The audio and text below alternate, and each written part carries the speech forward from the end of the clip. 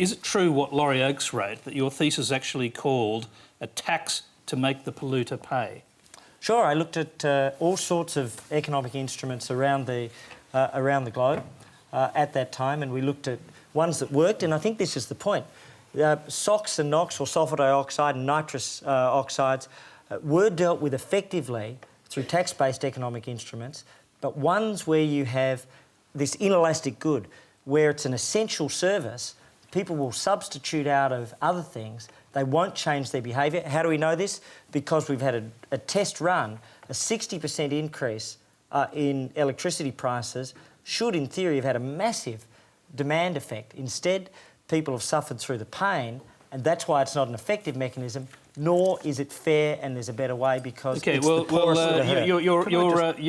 Your opposite minister, Greg Combet, says electricity prices have gone up because there hasn't been any action to create a price on carbon. So he wants to reduce electricity prices so as to do what? The notion of... No, what his argument is that investment in creating new infrastructure in the electricity area, in the energy area, is frozen because there is no price on carbon. Is that true or not? No, the argument is false, and there are two very simple explanations. Firstly, the New South Wales IPART, or Independent Pricing and Regulatory Tribunal, said without an emissions trading scheme or carbon tax, electricity prices were authorised to go up 35%. With an emissions trading scheme or carbon tax, electricity prices are authorised to go up to 60%. So that's the official New South Wales approach. What did the Treasury modelling say?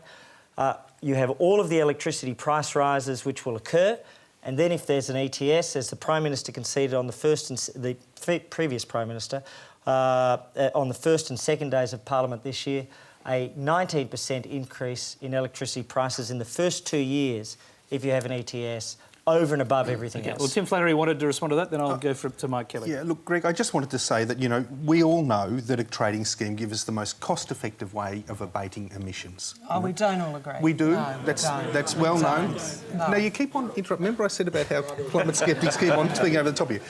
You can interrupt me at least once. I'm too polite. So, right, we know that we know from experience the European Emissions Trading Scheme, and that recent study by the US General Marshall Fund showed that the only thing that really changes is the emissions go down.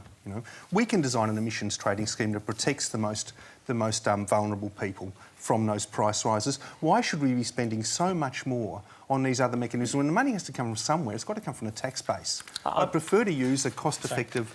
OK, I'm going to go to Mike Kelly, because the government should have some say in this. Sure, look, there's only two things wrong with the coalition policy. It'll cost a bomb and it won't work.